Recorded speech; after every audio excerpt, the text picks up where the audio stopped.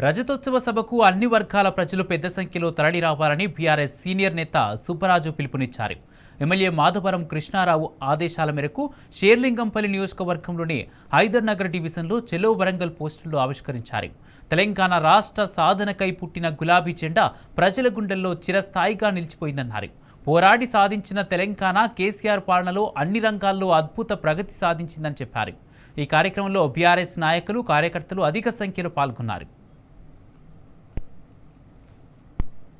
నవీన్ అన్న గారు, అలాగే షేర్లింగంపల్లి ఇన్ఛార్జి గారు గౌరవనీయులు మాధవరం కృష్ణారావు గారు అన్న ఆదేశాల మేరకు ఈరోజు 123 division HMT hills community hall సెంటర్లో రజతోత్సవ సభ పోస్టర్ ఆవిష్కరణ జరిగింది.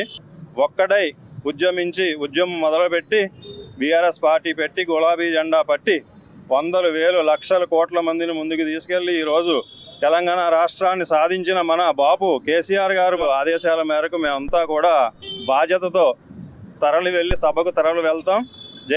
సభను జయప్రదం చేస్తాం.